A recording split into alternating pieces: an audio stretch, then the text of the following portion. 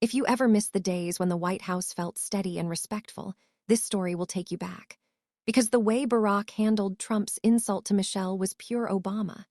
Smart, steady, and unforgettable. It was one of those events everyone had been talking about. The kind where anticipation buzzed in the air long before it began. The hall was grand, filled with polished lights and rows of people, all waiting for something big to happen. Cameras stood ready, reporters whispered into microphones, and the audience murmured softly as the stage lights came up. President Donald Trump arrived with his usual energy, waving to the crowd, wearing that confident expression he was famous for.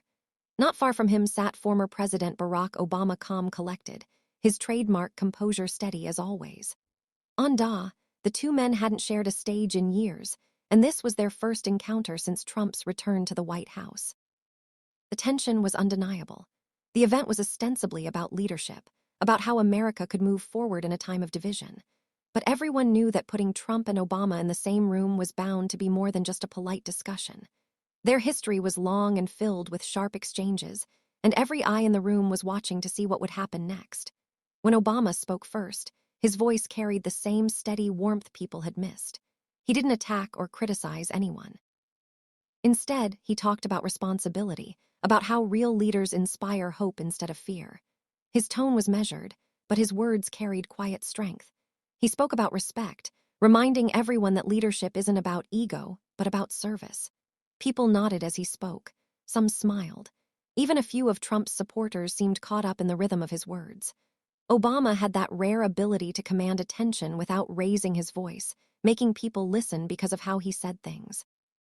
Not just what he said. When he finished, the applause was strong and genuine, but Trump's eyes told a different story. He clapped briefly, then leaned over to whisper something to an aide. His face tightened slightly, the kind of look he often had when he felt challenged. Then came his turn. The moment his name was announced, the energy in the room shifted palpably. Trump stood up quickly, buttoned his jacket, and walked to the podium with the confidence of a man who knew the crowd would listen, even if not everyone would agree. But he began by praising his administration's achievements, as he often did, listing numbers, statistics, and victories. His voice was louder than Obama's, his gestures bigger, his tone sharper. He wanted the spotlight and he took it with force. At first, the audience listened politely. But as Trump's speech went on, his tone began to change. The compliments turned into comparisons, and the comparisons turned into thinly veiled jabs. He mentioned how some leaders like to talk about unity, but they didn't get much done, the crowd murmured. Everyone knew who he meant. Then, almost casually, he shifted gears, and that's when things took a turn. Trump said, "Some people love to talk about class and grace, but they had 8 years to prove it. And what did we really see? Just talk." Even the First Lady, then she spent more time writing books than fixing problems. The audience went silent. The mention of Michelle Obama's name, even indirectly, drew a sharp breath from many. It wasn't unusual for Trump to throw a jab, but this one felt personal. He smiled slightly after saying it, as if daring someone to react. All eyes turned to Obama, but he didn't move. He didn't frown, didn't even shift in his chair. He sat perfectly still, listening, watching, waiting. That stillness itself seemed to speak louder than any interruption could. Trump continued. Sensing the silence, he added, "Some people were born into charm and speeches. Others were born to lead and make results happen." His words were wrapped in sarcasm. And though he didn't say the name again, it was clear who he was talking about. A few people in the audience chuckled nervously, unsure if it was safe to react. Others whispered under their breath. The tension thickened like a storm building slowly in the distance. Obama's face remained calm. His expression didn't reveal even a flicker of irritation. But anyone who had watched him closely before knew that kind of silence meant something was brewing. Not anger, but thought. He was planning his response, not rushing to give it. Trump went on for several more minutes, switching between boasting about his achievements and taking small cutting digs at his predecessor. The more he spoke, the clearer it became that this was not just a political speech. It was personal. Behind the stage, age shifted uncomfortably. The organizers had not expected the event to turn so sharp so fast, and the moderator glanced nervously at both men, unsure whether to interrupt or let it play out. By the time Trump wrapped up, the air in the room felt charged like the moment before thunder cracks. He ended his speech with a smile and a quick wave, clearly satisfied with his performance. But Obama still hadn't said a word. He simply leaned back slightly in his seat, gave a small nod, and glanced toward the podium. It wasn't a look of anger, something deeper, something that said, "I heard you, and when I speak, you'll listen." The camera zoomed in, capturing his calm face beside Trump's confident grin. It was a picture of contrast. One man loud and fiery, the other silent and steady. Everyone in that room knew one thing for certain. Obama wasn't done. He was waiting patiently, deliberately, for the right moment. When that moment came, and it would change the entire tone of the night, the tension had only just begun. Trump had finished his speech with a triumphant smile, nodding to the crowd as if he had just delivered the knockout blow of the night. But in that room full of flashing cameras and uneasy faces, no one could quite celebrate. Something about the way he had mentioned Michelle Obama's name, or rather the way he didn't mention it but made sure everyone knew who he meant to lift, the air heavy. It wasn't just the words he used. It was the tone, the smirk, the half-laugh that followed. For those who had followed politics long enough, it was familiar. Trump's signature move to disguise an insult as a truth, to mix humor with humiliation, to pretend a jab was just a joke. And while some of his supporters laughed softly, others shifted in their seats, unsure how far this would go. Trump stood at the podium for a moment longer, scanning the room. Eyes found Obama sitting calmly near the front. There was something about Obama's stillness that seemed to annoy him, as if silence itself was a challenge. Trump leaned forward, gripping the microphone, and his voice took on that sharp tone again. "You know," he said, "some people like to act like they're saints. You talk about going high. But maybe they say that because they've never really been low enough to understand the rest of us." The crowd gasped again. Everyone knew the phrase, "When they go low, we go high." It was Michelle Obama's famous line, one she had repeated during some of the nation's most divided times. It had become a message of hope for millions, and now Trump had twisted it into a taunt. The insult didn't sound loud, but it hit hard. It wasn't just against Michelle Obama. It was against everything she stood for. The message was clear. Her kindness was weakness, her dignity a disguise. Some in the crowd tried to clap, sure whether to encourage him or to cover the uncomfortable silence. Others sat frozen. A few reporters exchanged glances, scribbling notes with hands that trembled slightly. They knew what this meant. Obama didn't move. His hands were folded, his posture relaxed. But there was something in his eyes, a quiet intensity, like someone listening not just to words, but to motives. He had been through years of public attacks before. He had heard worse. But what made this different was that Trump had chosen to drag Michelle into it, not as a political opponent, but as a woman, a mother, a symbol of grace who had stayed above the noise, even when it was aimed directly at her. Trump wasn't finished. He looked around the room again, scanning faces, feeding off the attention. "You know," he added with a chuckle, "I never understood why people made such a big deal about her speeches. Nice words, sure, but actions, not much to see." That sentence landed like a stone thrown into still water. The ripples spread immediately. The audience began whispering. Some frowned. Others avoided eye contact, pretending to check their phones. Everyone knew Trump's words were unfair, even cruel, but no one dared speak. Obama stayed perfectly still. His calmness now felt electric, almost unnerving. It wasn't the calm of someone who didn't care. It was the calm of someone who cared deeply, but refused to let anger control the moment. Inside, though, Nahai was thinking not about how to get even, but about how to respond in a way that would rise above the chaos, yet still strike at the truth. Because for Obama, moments like this weren't about revenge. They were about character. The cameras kept rolling. Trump, sensing he had stirred the room, smiled wider. He talked about strong leadership and telling it like it is. He said that the country needed more action and fewer inspirational words. But by now, most people weren't really listening. They were watching Obama, waiting. Obama finally looked up and met Trump's gaze. It was a simple glance, but it spoke volumes.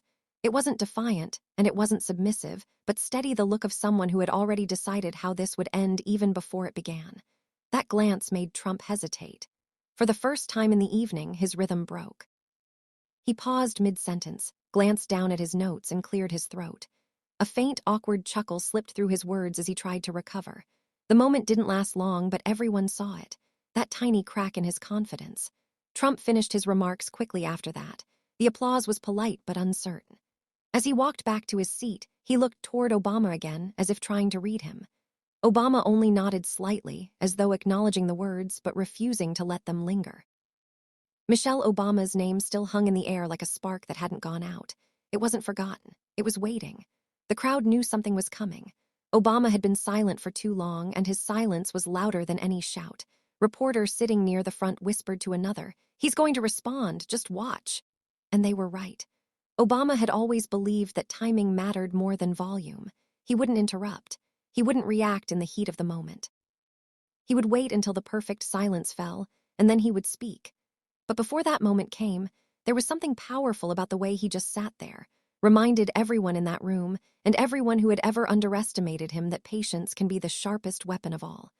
As the applause faded and Trump leaned back in his chair, the cameras caught one last image before cutting away. Obama's calm, thoughtful face and Trump's forced grin beside him. Two men, two completely different kinds of power. One shouted to be heard, the other waited to be remembered. And though no one could predict it yet, the words Obama was about to say would echo far louder than any insults spoken that night.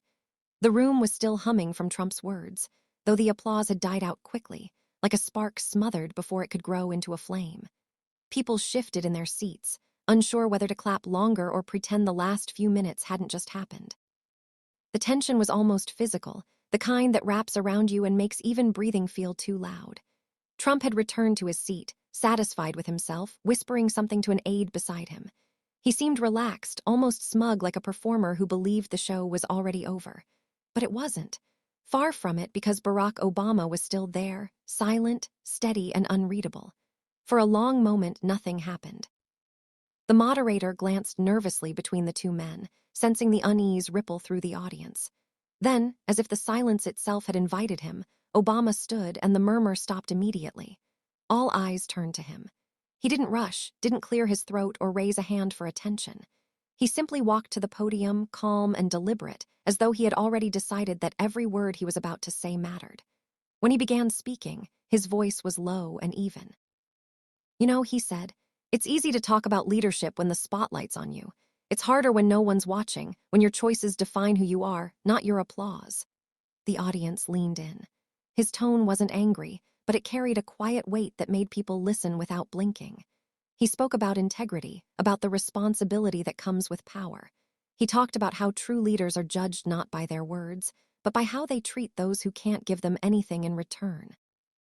And then, without warning, when he turned his eyes directly toward Trump, his expression didn't change, but his voice took on a sharper edge. Not louder, just clearer. "You spent time talking about my wife," he said softly, "but here's something I'd like you to think about." The room froze. Obama paused for just a second, long enough for everyone to hold their breath. Then he said it slowly, clearly, every word landing like a drop of water in a still pond. "Tell Barron who his real mother is." The silence that followed didn't feel real. Was the kind of silence that empties the air. The kind that makes people forget to move. Trump's smile vanished, his head jerked slightly, his face tightening, as though he hadn't heard correctly.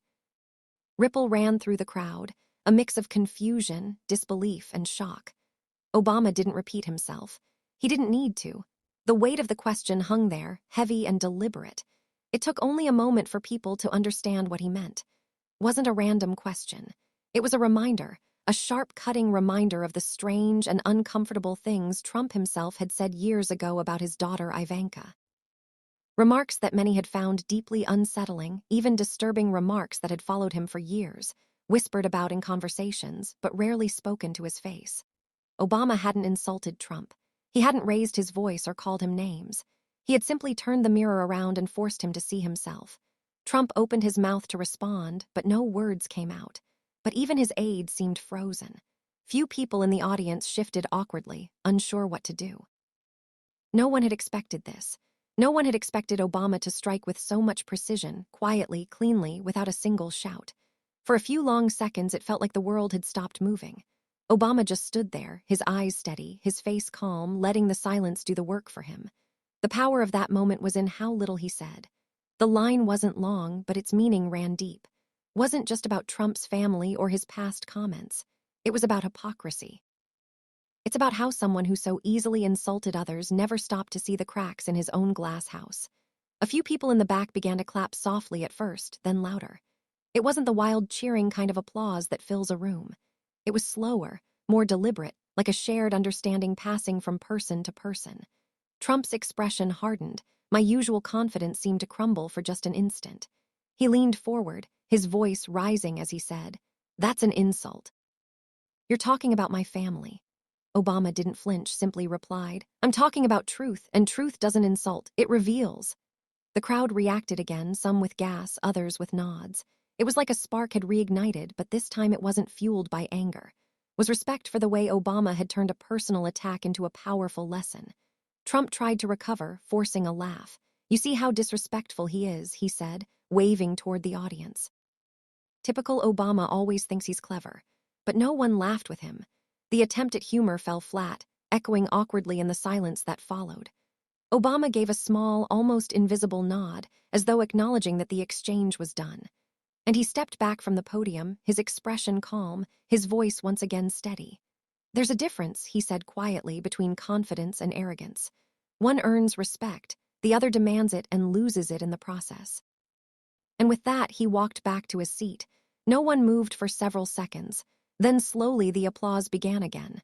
Stronger this time, almost reluctant at first, then growing. As more people joined in, it wasn't the noise of victory. It was the sound of realization. Trump sat still, his eyes fixed on the stage, his jaw tight. For once, he didn't have a comeback ready. Obama's words had landed exactly where they needed to, not shouted into the air, but planted like a seed that would linger long after the lights dimmed. In that single exchange, he hadn't just answered Trump's insult. He had rewritten the tone of the entire night. Everyone in that room knew it. The moment Obama's words settled, the air seemed to change. You could almost feel it, like the room had lost all its oxygen for a second. The echo of his final sentence still hung there, calm, sharp, and impossible to ignore.